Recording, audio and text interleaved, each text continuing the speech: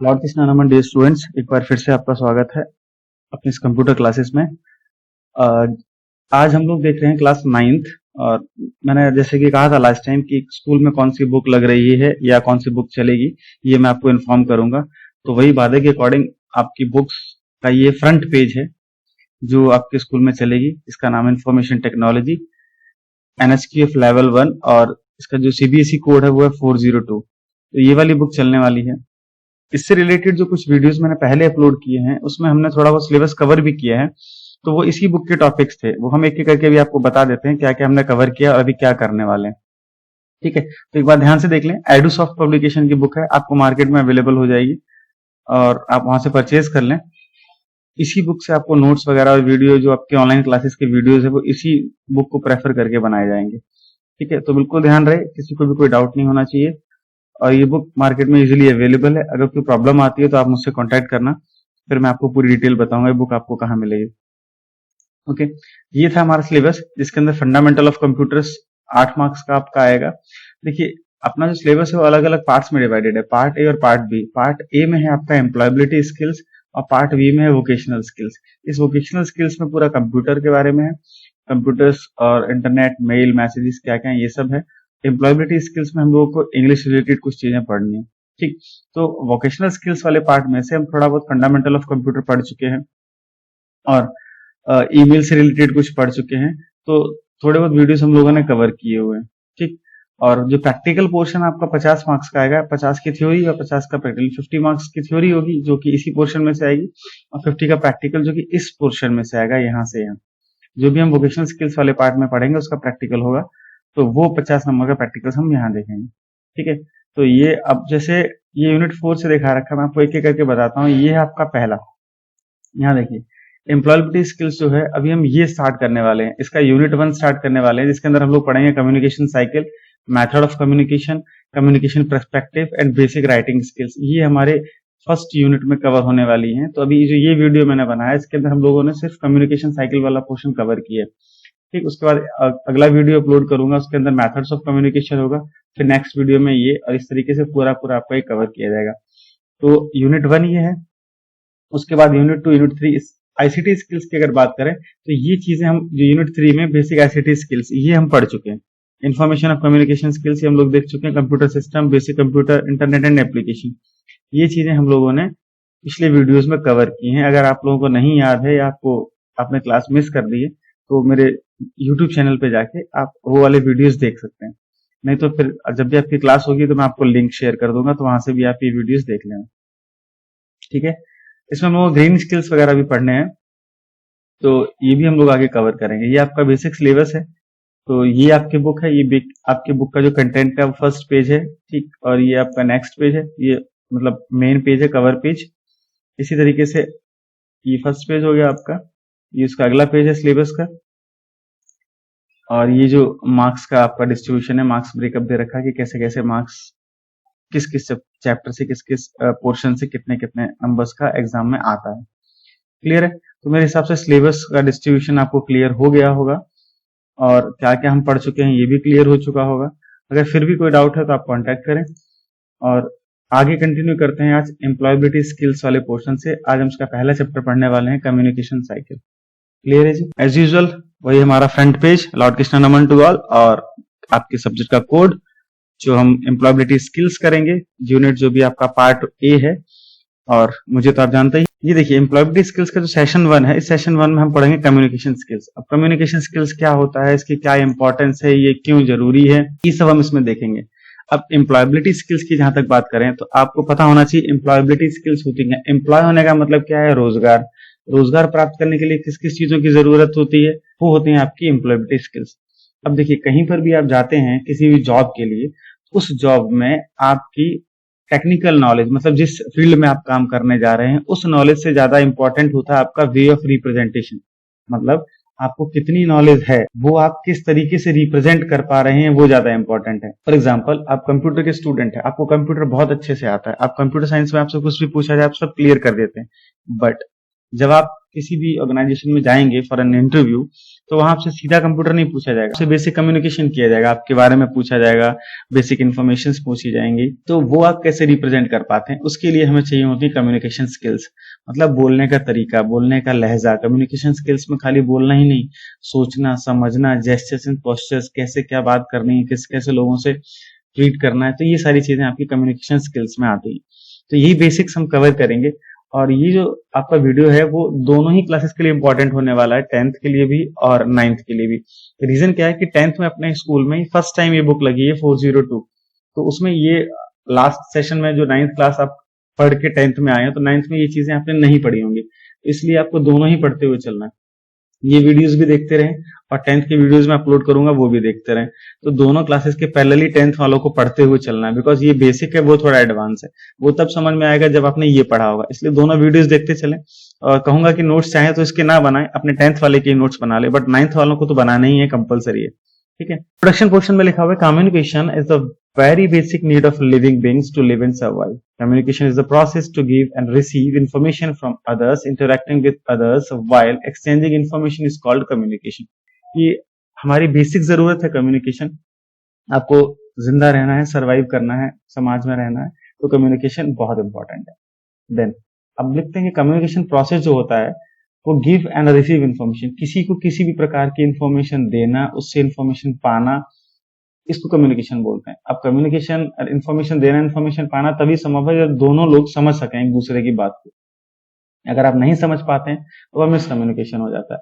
ठीक, तो प्रॉपर अगर आप दोनों ही पार्टीज जो सेंडर एंड रिसीवर है, अगर प्रॉपर एक ही लैंग्वेज को फॉलो करते हैं, समझते हैं, और जब एक दूसरे के पास एक दूसरे तक पहुंच जाती है, उसको एक इफेक्टिव कम्युनिकेशन बोलते हैं। मतलब हर कम्युनिकेशन का कोई ना कोई पर्पस होता है, किसी न किसी वजह से कम्युनिकेट किया जाता है, और अगर वो वजह फुलफिल हो जाती है, उस वजह की जरूरत खत्म हो जाती है, मतलब फॉर एग्जाम्पल जिस भी चीज के लिए आप कम्युनिकेशन कर रहे थे वो काम हो जाता है, तो इसका मतलब है कि वो कम्युनिकेशन प्रॉपरली स्टैब्लिश हो चुका है। आगे क्या, जिस तरीके से आप कम्युनिकेट करते हैं वो कम्युनिकेशन का प्रोग्रेस ही बताता है कि आपकी कम्युनिकेशन जो है वो प्रॉपरली हुई है या नहीं है, जो आपका डिजायर्ड पर्पस था वो फुलफिल हुआ है या नहीं है। बिकॉज कम्युनिकेशन के तरीके से, द वे ऑफ कम्युनिकेशन जो होता है वो बहुत इंपॉर्टेंट होता है सक्सेसफुल कम्युनिकेशन के लिए। Process of communication, process of communication में बताया गया कि एक अगर हम बात करें नॉर्मल कम्युनिकेशन की, तो इसके अंदर क्या क्या चीजें इन्वॉल्व होती हैं, किन किन चीजों को, किन किन एलिमेंट्स को मिला के हमारी कम्युनिकेशन प्रॉपरली सक्सेसफुल होती है। अब इस कम्युनिकेशन प्रोसेस में बताया गया है कि कुछ चीजें हैं जो मिलकर कम्युनिकेशन बनता है। एक होता है सेंडर, फिर मैसेज, फिर एनकोडिंग, फिर कम्युनिकेशन चैनल, ये सारी चीजें होती है। अब देखते हैं सेंडर क्या होता है। Sender the source of originating idea और इन्फॉर्मेशन, मतलब जो इंसान, जो सोर्स, जो बात कहना चाहता है, जो इनिशिएट करना चाहता है, वो होता है सेंडर। ओके, देन होता है मैसेज, कि क्या चीज वो इनिशिएट कर रहा है, क्या बात कहना चाह रहा है, उस बात का जो कंटेंट होता है उसको हम बोलते हैं, उस एक्चुअल कंटेंट को बोलते हैं मैसेज। अगला होता है एनकोडिंग। एनकोडिंग होता है the way message is communicated should be clear, complete and correct. यहाँ ट्रिपल सी कॉन्सेप्ट फॉलो होता है, clear, complete and correct. Triple C concept का मतलब जो मैसेज आपसे कहा जाए वो क्लियर हो, कंप्लीट हो और करेक्ट हो, मतलब सही हो, समझने योग्य हो और पूरा हो, बात कहीं अधूरी ना हो, इसको एनकोडिंग बोलते हैं। एनकोडिंग मतलब जो भी मैसेज आपने किसी को दिया है वो किस वे में दिया है, वो समझ में आ भी रहा है या नहीं आ रहा है। ठीक है, पहले पहले क्या लोग मैसेजेस एनकोड कर देते थे, मतलब कोई आपको बहुत इंपॉर्टेंट इन्फॉर्मेशन देनी है तो वो किसी अदर फॉर्मेट में लिखते थे, जिससे कि बीच वाले को अगर वो मैसेज मिल जाए और वो पढ़ भी ले तो उसे कुछ समझ में ना आए। ठीक है, तो जानबूझ के लोग एनकोड करते हैं। लेकिन हमारा क्या है कि अगर आपको इफेक्टिव कम्युनिकेशन करनी है तो एनकोडिंग आपकी बहुत सिंपल होनी चाहिए कि सामने वाला आपकी बात समझ ले। आगे होता है कम्युनिकेशन चैनल। चैनल बोलते हैं माध्यम को, मीडियम को, किस तरीके से, किस चैनल को यूज करके आप अपनी बात रखना चाह रहे हैं, अपना कम्युनिकेशन करना चाह रहे हैं। चैनल्स में क्या क्या आ जाता है, एक आपका देखिए कम्युनिकेशन चैनल्स पॉसिबल क्या क्या होते हैं। एक ओरल कम्युनिकेशन होता है जब हम बातचीत करते हैं, एक रिटन होता है जब हम लिखकर कोई बात किसी को समझाते हैं, और एक टेक्नोलॉजी बेस्ड होता है। और आजकल अधिकतर टेक्नोलॉजी बेस्ड कम्युनिकेशन ही हो रहा है, मोबाइल फोन्स के थ्रू, व्हाट्सएप के थ्रू, चैटिंग के थ्रू। तो ये जो कम्युनिकेशन होता है ये होता है टेक्नोलॉजी बेस्ड। नॉर्मली हम किसी से बात करते हैं वो होता है हमारा ओरल, और लिखकर किसी को समझाते हैं तो वो होता है रिटन। आई थिंक ये कॉन्सेप्ट क्लियर हो गए होंगे आपको। अब इसके अलावा क्या होता है कम्युनिकेशन में, एक रिसीवर बहुत इंपॉर्टेंट होता है। रिसीवर कौन, जो बात को सुन रहा है, समझ रहा है। अब आगे देखिए, इंडिविजुअल और group that receives that message is called receiver. जो हमारे द्वारा दी गई इन्फॉर्मेशन को रिसीव कर रहा होता है उसको रिसीवर बोलते हैं। And receiver has to decode the message. अब इससे पहले हमने एनकोडिंग पढ़ा। एनकोडिंग में आप किस तरीके से बात कह रहे हैं, एनकोडिंग टेक्निक यूज कर रहे हैं, अगर वो उसे प्रॉपरली डिकोड कर पाता है, समझ पाता है, तो रिसीवर को पूरी बात समझ में आएगी। अदरवाइज ये मिस इंटरप्रिटेशन हो जाएगा। देखिए नीचे एग्जाम्पल भी बताया हुआ। Interpretation of received message and deriving the intent of message is called decoding. अगर डिकोडिंग की बात करते हैं, डिकोडिंग होता क्या है कि जो मैसेज आपसे कहा गया उसको उसी रूप में समझना, उसको डिकोडिंग कहते हैं। जो भी मैसेज आपसे कहा गया है उसे आप किस हिसाब से ले रहे हैं, कैसे समझ रहे हैं, उसको डिकोडिंग कहा जाता है। देखिए कभी कभी क्या होता है कि कहने वाले का इंटेंशन गलत नहीं होता है, बट समझने वाले का इंटेंशन गलत होता है, तो वहां पर मिसकम्युनिकेशन क्रिएट हो जाता है, वहां झगड़े होते हैं। हम एग्जाम्पल के तौर पे देखते हैं कि एक रिटन मैसेज दिया गया कि send me the report ASAP, मतलब एज सुन एज पॉसिबल। ठीक, यहाँ डायरेक्टली लिखा है send me the report ASAP, last में एक्सक्लेमेशन मार्क है। इस सेंटेंस से जो मतलब समझ में आ रहा है, जिस एम्प्लॉय को भी ये सेंटेंस भेजा जाएगा वो एम्प्लॉय क्या समझेगा कि जो बॉस है मेरा वो बहुत गुस्से में है और रूडली कह रहा है, बिकॉज यहाँ कोई रिक्वेस्ट नहीं है, यहाँ कोई भी मतलब ऐसा वर्ड यूज नहीं किया हुआ पोलाइट जिससे आपको लगे कि हाँ मुझसे प्यार से चीज मांगी जा रही है। तो send me the report ASAP मतलब मुझे रिपोर्ट जल्दी से जल्दी भेजो। ओके, तो ये रिप्रेजेंट करता है angry and rude behaviour. But यही मैसेज अगर इस तरीके से लिखा जाता, could you manage to send the report ASAP, मतलब as soon as possible since it is required urgently. ठीक है, तो यहाँ पोलाइटनेस लगती है मैसेज में, यहाँ समझ में आता है कि मांगने वाला पोलाइटली हमसे मांग रहा है। तो इस मैसेज का कोई ज्यादा बड़ा बुरा इफेक्ट नहीं पड़ेगा, बट जो पहले वाला है वो एम्प्लॉय के मन में एक गलत भावना क्रिएट कर सकता है। एम्प्लॉय अपने बॉस के बारे में प्री एजप्शन कर लेगा कि हमारा बॉस तो खड़ूस है। क्लियर है? तो जब भी बात की जाए तो जितनी पोलाइट वे में की जाए, जितनी सहज तरीके से बात की जाती है, वो कम्युनिकेशन उतना ही अच्छा माना जाता है। तो आपको ध्यान ये रखना है कि आप एम्प्लॉयबिलिटी स्किल्स पढ़ रहे हैं तो कम्युनिकेशन आपका जितना डिसेंट एंड पोलाइट होगा उतने आपके जॉब मिलने के चांसेस अच्छे रहते हैं। अगला होता है इसमें पॉइंट फीडबैक। फीडबैक क्या होता है कि जो रिस्पॉन्स होता है, इसकी डेफिनेशन पढ़ा देते हैं। The response to the received message is called feedback. If the feedback is desired that means receiver decoded message correctly. मतलब आपने कोई बात कही है, आपने कोई मैसेज किसी के लिए दिया है, उस मैसेज को रीड करने के बाद या उस मैसेज को समझने के बाद आपको कैसा प्रत्युत्तर मिला है उसको हम फीडबैक बोलते हैं। फीडबैक मतलब आपकी बात समझने के बाद सामने वाले ने कैसा उत्तर दिया, दैट इज फीडबैक। तो फीडबैक से ही डिसाइड हो जाता है कि ये मैसेज करेक्टली डिकोड हो पाया है या नहीं। अगर आपने सपोज कोई प्यार से बात कही है और सामने वाला मैसेज पढ़ने के बाद आंखें लाल पीली कर रहा है, एकदम एक्सप्रेशन चेंज कर रहा है, तो आप समझ जाओगे इसने मेरी बात को गलत समझा। क्लियर? तो आपकी बात का दूसरे पर क्या प्रभाव पड़ रहा है, वो उसे कैसे समझ रहा है और समझने के बाद कैसे रिएक्ट कर रहा है, उसको फीडबैक कहा जाता है। आई थिंक समझ में आ गया होगा। फिर भी अगर कोई डाउट है तो ऑनलाइन क्लासेस के दौरान आप व्हाट्सएप पे मैसेज करके पूछ सकते हैं। ओके, आगे देखते हैं इफेक्टिव कम्युनिकेशन। मतलब इफेक्टिव कम्युनिकेशन क्या होता है, मतलब अच्छा कम्युनिकेशन किसे कहते हैं। अगर हम इफेक्टिव कम्युनिकेशन की बात करें तो इफेक्टिव कम्युनिकेशन जिसकी हिंदी होती है प्रभावी संचार, मतलब ऐसा संचार, ऐसा कहने का तरीका जिससे प्रभाव मिले, मतलब प्रभावित हो सामने वाला, उसको हम लोग इफेक्टिव कम्युनिकेशन बोलते हैं। ठीक है, अब इफेक्टिव कम्युनिकेशन में हम आगे देखते हैं क्या क्या होता है। Effective communication is a process of exchanging ideas, thoughts, knowledges, information such that the purpose or intention is fulfilled in the best possible manner.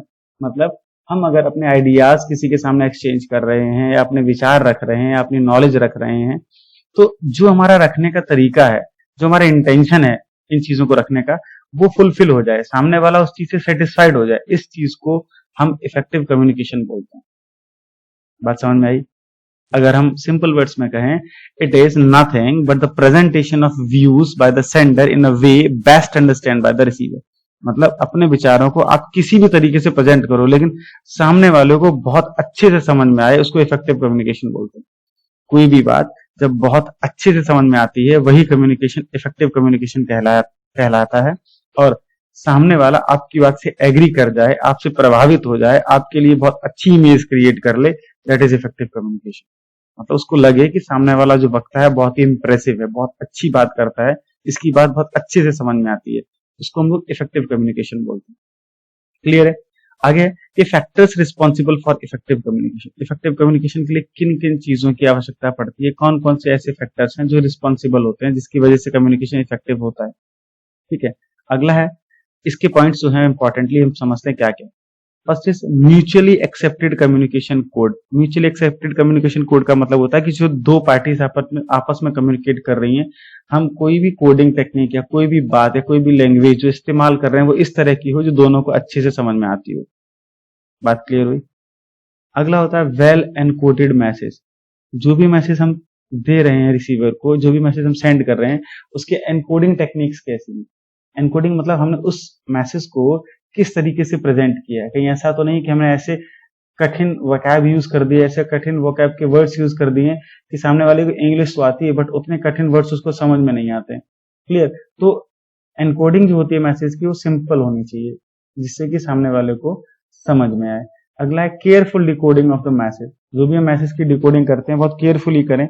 ऐसा ना करें कि हम कॉम्प्लिकेटेड चीजें इस्तेमाल कर दें जिससे कि सामने वाला समझ ही नहीं पाए कि कहना क्या चाह रहा है अगला आदमी। क्लियर है। अब बात करते हैं रिसीवर्स फीडबैक की। रिसीवर्स फीडबैक क्या होता है कि जो भी बात हमने कही है अगर वो प्रॉपरली समझ में आई है तो उसका पॉजिटिव फीडबैक आएगा। अगर उसका फीडबैक जैसा हम एक्सपेक्ट कर रहे हैं वैसा नहीं आ रहा है तो हमें अपना वे ऑफ कम्युनिकेशन थोड़ा सा चेंज कर लेना चाहिए, इजी कर लेना चाहिए, पोलाइट कर लेना चाहिए, जिससे कि उसका हमें पॉजिटिव फीडबैक आने लगे। इफेक्टिव कम्युनिकेशन वही होती है जब इंसान रिसीवर के अकॉर्डिंग अपने आप का वे ऑफ कम्युनिकेशन चेंज कर लेता है। That is effective communication. Clear है। आई थिंक समझ में आ गई होगी बात। ये जो भी टॉपिक्स आपको कराए जा रहे हैं स्लाइड्स में या वीडियो में जो भी आपको दिखाया जा रहा है आपकी बुक में बहुत अच्छे से क्लियरली एलैबोरेटेड है। आप और बड़े बड़े लिखे हुए हैं, इनके बारे में ज्यादा चीजें एक्सप्लेन करी हैं। तो आप बुक्स जरूर परचेज कर लें और यहाँ से आप हेल्प लेते रहें। यहाँ हम आपको समझाते जा रहे हैं बिकॉज पूरा पूरा जैसा बुक में लिखा है वैसा वीडियो बनाकर आपको समझाना संभव नहीं है। वीडियो बहुत लंबा हो जाएगा। पढ़ें बुक से। जिस भी चीज की हिंदी या फिर प्रॉपर कोई सेंटेंस या पैराग्राफ आपको समझ में नहीं आ रहा है उसका फोटो क्लिक करके मेरे व्हाट्सएप नंबर पे सेंड करें तो मैं उसको और इलेबोरेटिवली आपको वॉइस नोट में समझा दूंगा। मतलब आपके ही पर्सनल नंबर पे मैं वॉइस में वो पूरा रिकॉर्ड करके आपको सेंड कर दूंगा। तो वो एक तरीका है अच्छे से पढ़ने का। देखो बिकॉज लॉकडाउन है, पढ़ाई तो हमें ऐसे ही करनी है तो जितने बेहतर तरीके हो सकते हैं, कुछ आप सजेस्ट करें कुछ मैं सजेस्ट करता हूँ, जितना अच्छे से अच्छा हो सकता है हम वो करके तब आगे पढ़ाई कंटिन्यू करेंगे। क्लियर है। पढ़ना तो हमें ऐसे ही पड़ेगा। अब एक साथ सारा पढ़ा पाना संभव नहीं है, वीडियो बहुत बड़ा हो जाता है। ठीक। तो आप पढ़ें बुक से, समझें। यहाँ पर कोई चीज बुक की ऐसी है जो समझ में नहीं आ रही और मैंने यहाँ भी डिस्कस नहीं करी है तो उसका फोटो क्लिक करके व्हाट्सएप नंबर पे सेंड करें जिससे कि मैं आपको और अच्छे से समझा सकूं। ठीक है जी। चलिए आगे बढ़ते हैं। अगली स्लाइड में हम देखते हैं कि कैरेक्टरिस्टिक्स ऑफ इफेक्टिव कम्युनिकेशन क्या होता है। इफेक्टिव कम्युनिकेशन के कैरेक्टरिस्टिक्स मतलब विशेषताएं। पहला, communication should be clear in the content and purpose. जो भी कंटेंट है हमारा, जो बात कहना चाह रहे हैं वो क्लियर होनी चाहिए, उसका पर्पस क्लियर होना चाहिए, बात हम क्यों कहना चाह रहे हैं। आप किसी को कुछ भी कह दो बिना वजह, कोई बर्दाश्त नहीं करेगा। इसलिए जो कह रहे हो वो और किस लिए कह रहे हो वो दोनों चीजें क्लियर होनी चाहिए। It should be complete with least scope of questions. मतलब जो भी बात आपने कही है वो ऐसी हो, इस तरह से कंप्लीट हो कि सामने वाला उसके ऊपर क्वेश्चनिंग ना कर पाए। मतलब आपकी बात में क्वेश्चंस का स्कोप होना ही नहीं चाहिए। अगला point, it should be based on right facts. जो भी आप कह रहे हैं कहीं सुनी बातों पे विश्वास करके ना कहें, फैक्ट्स पर विश्वास करें। जो भी फैक्ट होते हैं, राइट चीजें हैं, उसी से संबंधित ही आपकी कम्युनिकेशन हो। ऐसा ना हो कि आपने कुछ भी सुन लिया और आप किसी से कुछ भी कह रहे हो तो कोई बर्दाश्त नहीं करेगा। ये डे टू डे लाइफ के लिए भी बहुत इंपॉर्टेंट है। एम्प्लॉयबिलिटी स्किल्स होने के साथ साथ अगर आप कहीं के एम्प्लॉय होते हैं तब तो आपके लिए बहुत इंपॉर्टेंट है ये चीजें। और कहीं के लिए आप जॉब की प्रिपरेशन कर रहे हैं, जॉब के लिए जाएंगे पढ़ने के बाद, तो वहां तो ये सब चीजें बहुत काम आएंगी। लेकिन अगर आप इसे डे टू डे लाइफ में अभी से ही उतार लेंगे तो ये आपके हैबिट में आ जाएगा, तो फिर आगे चल के गलतियां आपसे होंगी ही नहीं। आगे है कि written communication should be concise and to the point.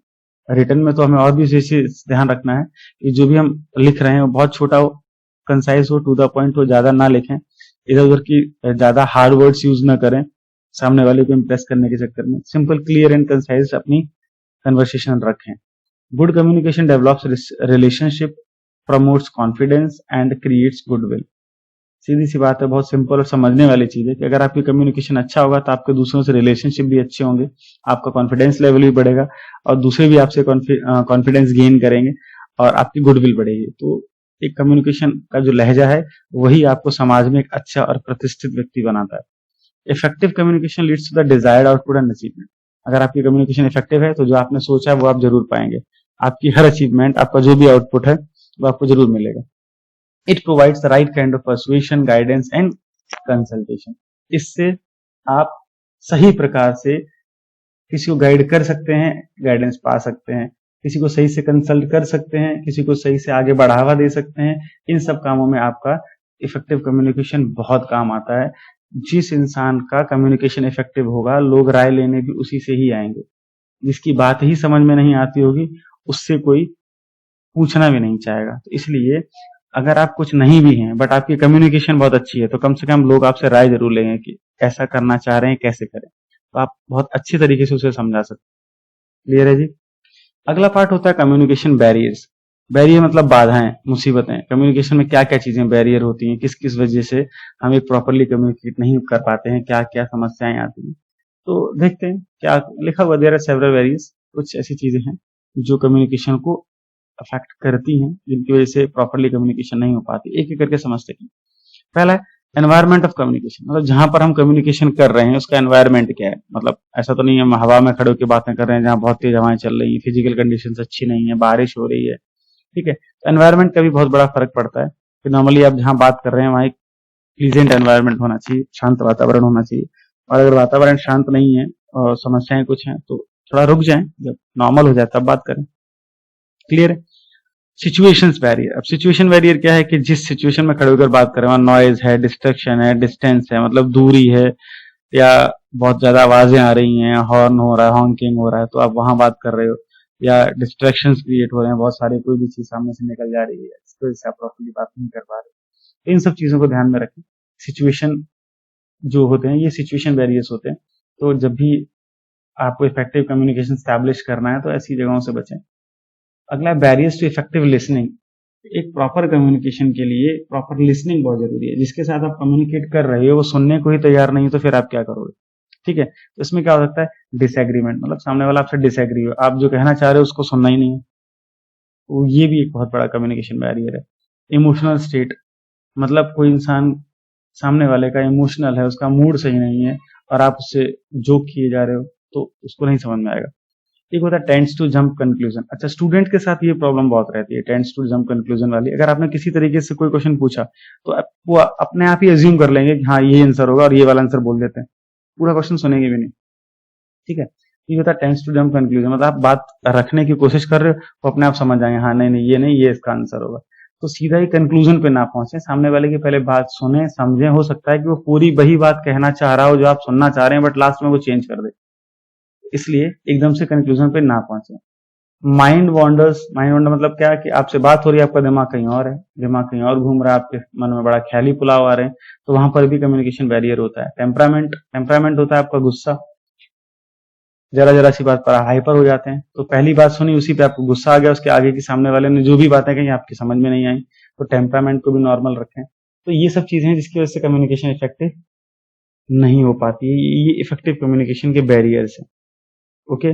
अगला है barriers related to the personality traits of the communication. अब पर्सनालिटी ट्रेट्स का मतलब क्या होता है कि हर जगह जो इंसान है वो एक ही जैसे नहीं है। किसी में एटीट्यूड इश्यू है, किसी में एज गैप है, किसी में कल्चरल डिफरेंस है। अब सामने वाला डिफरेंट जेंडर का हो सकता है, तो सबके साथ आप एक ही तरीके से बात नहीं कर सकते। ठीक, तो ये भी कम्युनिकेशन के बैरियर्स हैं। ओके।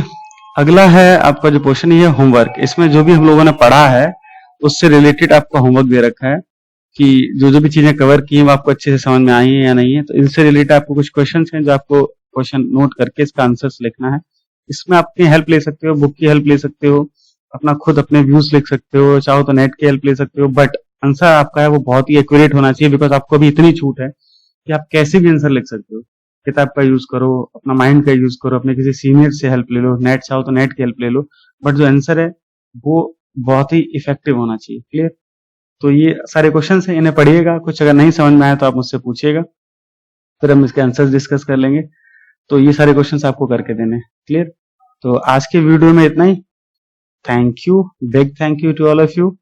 और आप ऐसी पढ़ाई करते रहिए, बिकॉज अब आगे पढ़ाई ऐसी कंटिन्यू रहेगी जब तक कोई कंफर्म डेट या कोई मैसेज नहीं आ जाता है, तब तक आपकी स्टडीज तो ऐसे ही चलनी है। एग्जाम भी आपके ऑनलाइन ही होंगे, हो सकता है मल्टीपल करा दिए जाएं, ऑब्जेक्टिव टाइप करा दिए जाएं, तो ऐसे करके आप प्रॉपर तरीके से पढ़ते रहिए। जैसा जो भी होगा आप हम लोग आपको इन्फॉर्म तो करते ही रहेंगे। बस बाकी यही है, नंबर्स आपके सामने डिस्प्ले हैं, आप कांटेक्ट करिए जब भी आपको क्लास में ये स्लाइड डिस्प्ले, ये वीडियो जब आपको डिस्प्ले होगा, कोई भी प्रॉब्लम हो आप संपर्क में रहिए और ऐसे ही पढ़ते रहिए। चलिए, थैंक यू सो मच, अपना ख्याल रखिए, बचे रहिए, घर पे रहिए, सुरक्षित रहिए। Okay, thank you.